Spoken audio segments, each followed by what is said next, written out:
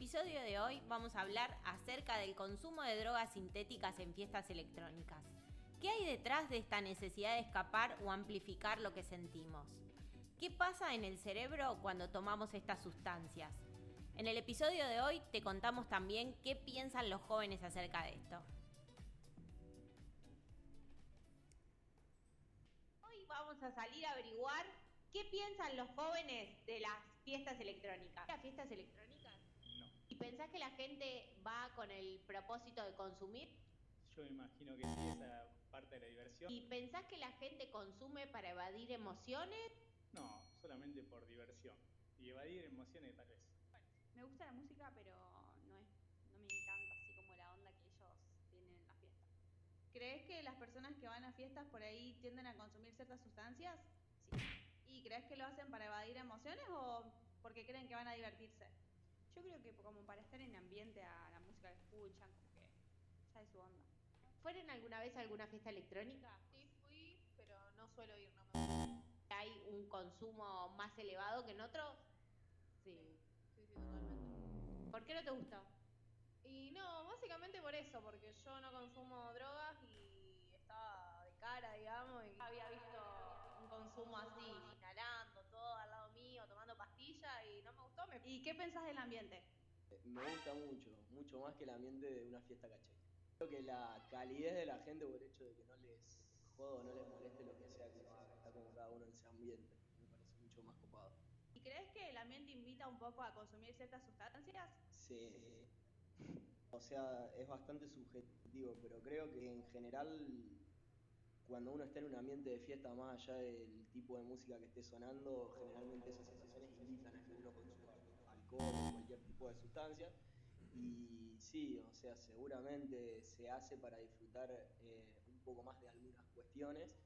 Y no sé si va por lo emocional, creo que va, como te digo, por el mismo hecho de estar de fiesta. Bueno, el mismo hecho de estar de fiesta, ¿no? Es la manera que se encuentra muchas veces de justificar el involucrarse en este tipo de escenarios.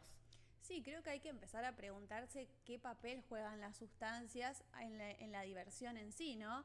Porque muchas veces, incluso también ahí el chico que entrevistamos dijo que cree que se hace por diversión y obviamente el consumo de drogas, como han planteado y también a raíz de todas las investigaciones que hemos hecho y demás, genera una sensación de expansión en cuanto a todo lo que uno está sintiendo. Pero hay una realidad de que las sustancias son drogas psicoactivas, es decir, que alteran la percepción y también el funcionamiento del cerebro. Entonces ahí hay que empezar a preguntarse, ¿no? ¿Qué es lo divertido de escapar de la realidad? Porque justamente te sacan de la realidad las drogas, porque todo eso que te generan no es real. Y por otro lado, también empezar a preguntarnos qué es lo que me está pasando que yo necesito el consumo para entrar en un estado de diversión, porque evidentemente hay algo de mi realidad que yo no puedo generar esa desconexión como para poder generarme ese estado de relajación de manera natural, ¿no? Entonces, ¿qué pasa cuando empiezan a ir a estas fiestas y logran identificar que a través del consumo llegan a estados muy eufóricos que naturalmente el organismo no llega a ese nivel de estados? Hay un después. Por supuesto. Hay una vuelta de esas fiestas, ¿no? Porque vos estás haciendo una liberación masiva de oxitocina, de dopamina, entonces le estás exigiendo a tu cerebro la liberación inmediata de todas esas sustancias. ¿Qué pasa en el después? El cerebro queda vacío de esas sustancias, desprovisto. Entonces hay un sentimiento permanente de inexistencia, una apatía emocional tremenda, ¿no? En donde no logro encontrar en mi semana nada que me estimule o que me motive, me siento como muerto. Esa es la definición que suelen dar, ¿no? En el después. El famoso bajón, como le dicen, ¿no? Tal cual, sí. Y un estado depresivo que muchas veces se perpetúa en el tiempo. Lo que no nos damos cuenta es que este estado que aparece de vacío emocional, más allá de ser una respuesta fisiológica de nuestro cerebro, también potencia y exacerba todo lo que yo ya naturalmente estoy luchando en mi cotidianeidad, porque si yo llego a necesitar evadirme de la realidad para poder disfrutar, evidentemente es porque mi realidad no me está resultando tan cómoda como yo creo, ¿no? Entonces, si encima con este tipo de estimulantes busco resetearme, más aún acentúo el problema. Por supuesto. Vos sabés que el otro día una paciente me comentaba, bueno, ahora está atravesando un estado depresivo y ella suele ir a las fiestas electrónicas. Y me comentaba y me decía, bueno, ahora hay una fiesta, mis amigos me estaban insistiendo para que vaya, pero no tengo ganas de ir y no voy a ir, porque si voy, generalmente cuando vamos, siempre algún tipo de sustancia consumimos. Me decía, o pastillas o cristales, y eso me genera una mayor expansión de las emociones y sé que va a ser perjudicial para mí. Entonces también es un poco esto, ¿no? ¿Hasta qué punto hay una autocrítica y un cuidado respecto del uso de las drogas? Porque hay personas que por ahí dicen, bueno, vamos a una fiesta y no necesitan justamente consumir ciertas sustancias. Y hay otras que sí. Entonces, ¿qué pasa cuando entra la sustancia en el rasgo de una necesidad? Porque ahí es cuando empieza a asociarse con la diversión.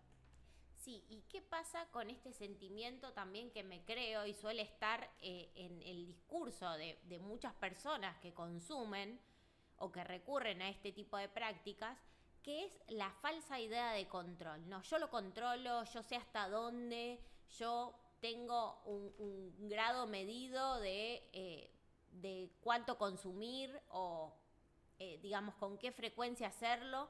Y en realidad vos no controlás absolutamente nada, porque esto es una idea totalmente ilusoria. Lo que vos te está generando cada vez que volvés a consumir es un estado de dependencia. Por supuesto.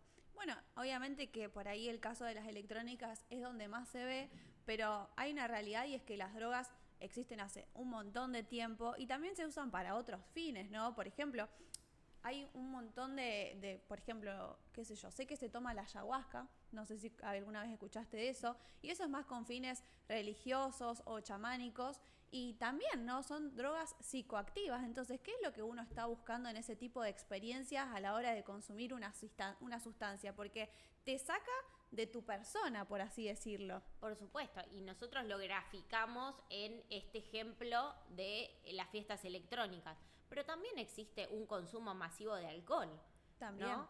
Entonces, que suele ser un estimulante que ayuda a evadir la realidad y a poder como bajar los niveles de ansiedad.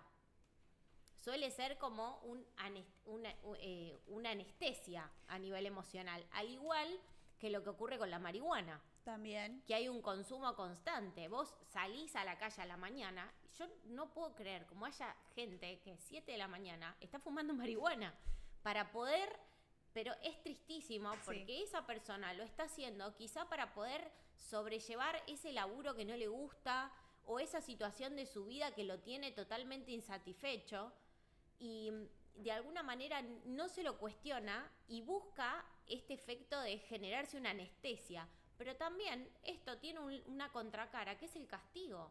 Por supuesto. Porque hay una conducta límite en las personas que consumen estupefacientes. Uno puede encontrar, digamos, formas de evadir sus estados emocionales, que obviamente cualquier forma de evadir un estado emocional es patológica, ¿no? Pero hay formas que rozan límites peligrosos, como el consumo de sustancias psicoactivas, como pasa en las fiestas electrónicas, o el consumo de marihuana, o el consumo de alcohol. O sea, todas esas prácticas me dejan a mí frente a una conducta límite de riesgo.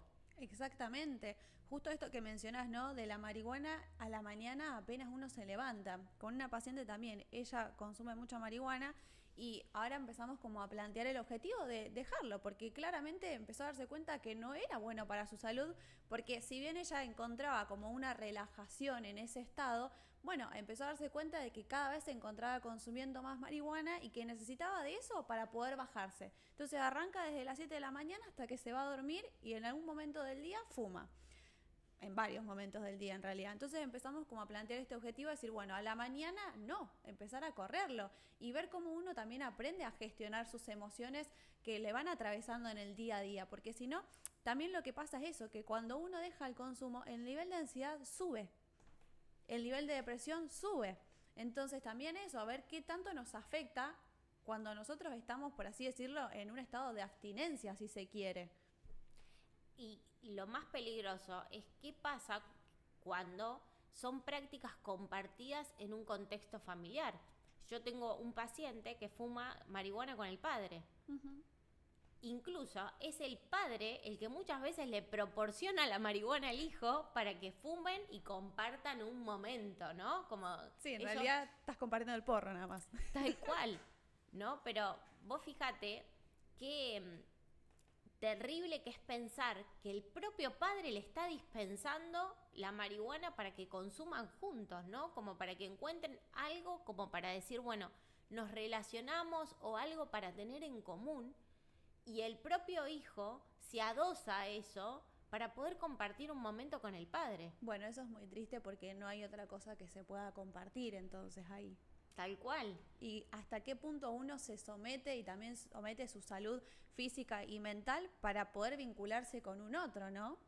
Sí, y también algo que tenemos que observar, que muchas de estas prácticas tienen que ver con una actitud de búsqueda del límite que me permita sentirme vivo, porque me siento tan anestesiado emocionalmente que necesito encontrar un límite extremo para poder sentirme vivo. Pasa que la gente generalmente se siente más viva cuando está más cerca de la muerte, de ese límite, ¿no? Y justamente el consumo de sustancias lleva a ese límite, porque obviamente que a nivel físico puede desarrollar un montón de malestares, tanto ya sea en los órganos, en problemas cardíacos, y a nivel mental también, o sea, puede despertarse paranoia, rasgos psicóticos, ansiedad, depresión. Creo que muchas personas no son conscientes de el límite hacia donde puede llegar. E incluso la muerte. Ha habido muchas personas que después de una fiesta electrónica han fallecido, incluso dentro de la fiesta, por el consumo que es muy alto, ¿no? Entonces ahí damos cuenta de que en realidad nadie está cuidando, nadie conoce ese límite. Sí, es que yo creo que se busca ese límite de una manera intencional, pero sin medir el grado de riesgo que se tiene en ese tipo de escenarios, ¿no? Y hay una cuestión también de sentirse aceptado y de pertenencia que aparece de manera implícita en este tipo de lugares. Porque vos fíjate que algo que estaba en el discurso es que todo el mundo se siente libre y en un contexto de aceptación Sí, nadie juzga a nadie. sobre un elemento en común que es la música, ¿no? Pero todos pueden ser ellos mismos. Bueno, ¿qué está pasando? Que yo en mi cotidianeidad no me puedo sentir yo mismo y que necesito recurrir a ese tipo de ambientes para poder relajarme y mostrarme como verdaderamente soy. Sí, creo que hay que trabajar mucho ahí también lo que es el autoestima y la valoración personal. Si no vieron nuestro episodio de autoestima, vayan a verlo. También el de gestión de emociones, ¿no? Para aprender a gestionar las emociones. Y por sobre todo el rechazo, ¿no?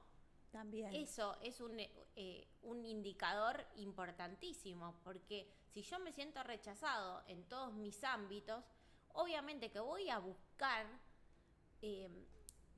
la manera de poder sentirme bien y a gusto en algún ambiente. Y muchas veces este tipo de lugares suele ser el rejunte de todas esas personas que en algún ámbito se sienten rechazadas. Sí, que no encuentran un sentido de pertenencia en un lugar un poco más saludable, ¿no? Entonces empiezan a depositarlo o encontrarlo ahí.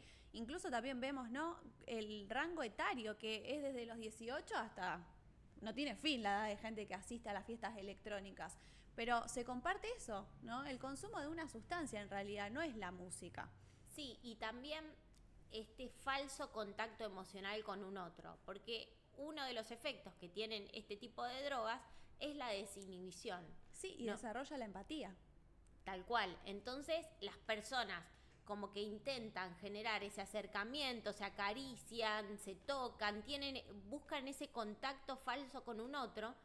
Y algo que no nos preguntamos es por qué yo no me puedo acercar a un otro de manera natural, ¿no? Claro. ¿Por qué necesito este estímulo para sentir que puedo establecer un contacto sin ese temor a ser lastimado? Porque eso es lo que se juega por dentro, ¿no? Esa evitación de la cercanía con un otro de manera natural y sana porque tengo miedo que me lastimes. Sí, obviamente uno está en una posición de vulnerabilidad. Entonces, todos los niveles de guardia en ese tipo de escenarios bajan. Sí, creo que esto que vos planteás es una pregunta que está buena que uno puede hacerse, ¿no? ¿Por qué uno no está pudiendo conectar con el resto de las personas sin hacer uso de las sustancias, ya sea el alcohol o drogas? Yo tengo un paciente que me decía siempre, bueno, en realidad mis amigos me critican, los amigos que no iban a este tipo de eventos, me critican porque yo recurro a este tipo de lugares, pero en realidad cuando yo me siento a comer un asado con ellos y los escucho de cómo son sus vidas, de cómo se relacionan con sus hijos, con sus familias, los veo sumamente insatisfechos y yo me la paso de fiesta todos los fines de semana. Y entonces lo que yo le decía es que la insatisfacción es algo que nos atraviesa a todos como seres humanos.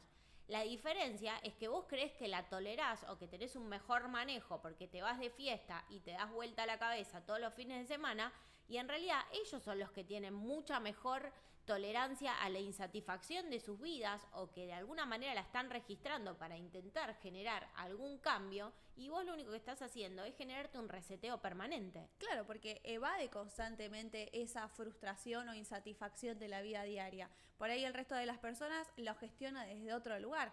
Obviamente que tiene que ver también con las herramientas con las que cada uno cuenta, ¿no? Y ni hablemos del deterioro cognitivo que lleva, digamos, como consecuencia el acudir a este tipo de prácticas, porque de alguna manera empieza a haber una lentitud en el pensamiento. Es que afecta a las redes neuronales. Una dificultad para la concentración, un estado de ansiedad permanente. Entonces, creo que uno tiene que empezar a ser consciente de decir, bueno, ¿esto realmente es una diversión o yo lo estoy haciendo? Porque fíjate cómo cuesta el reconocimiento de la evasión en el ser humano naturalmente, porque a todas las personas que nosotros le preguntamos lo asociaban a un aspecto vinculado a la diversión. Claro. Y no a un escape a nivel emocional. Sí, a ver, qué sé yo, puede ser que sea divertido estar en ese estado, ¿no? Pero volvemos a lo mismo, no es una diversión real, porque el estado entra el cerebro, entra en un estado que justamente no es real, es psicoactivo. Y como decíamos antes, o sea, si bien el cuerpo es capaz de liberar ciertas hormonas como la de la felicidad y demás, no lo hace en la misma cantidad de niveles. Quizás eso es lo que les divierte, quizás les divierte, no sé, tener alucinaciones, ¿no? Porque también hay drogas que generan alucinaciones. Y bueno, ¿qué pasa con eso? Porque también hay un límite ahí en cuanto a la locura. Por supuesto. Y que muchas veces justamente se generan psicosis producto de los altos niveles de consumo, ¿no? O sea, la persona queda así en un estado permanente. Bueno, ahí nos gustaría saber si a ustedes les gustaría estar en ese estado permanente, ¿no? Sí, que bueno, dicen, no está comprobado, pero el brote psicótico que tuvo Matías Ale en su momento, dicen que estaba asociado al consumo de estupefacientes. Sí, es que en realidad el consumo de forma progresiva probablemente termine derivando, obviamente que para una psicosis también tiene que haber una predisposición hereditaria, mental y todo lo demás, pero bueno, obviamente que el consumo de sustancias potencia eso. Por supuesto. No se trata de resignarte a tener una vida aburrida, sino en poder crear un espacio para que puedas disfrutar de ella. Somos Belu y Belu, hablando psicoverdades. Nos vemos en el próximo episodio y no olviden de suscribirse. Bien. Psicoverdades.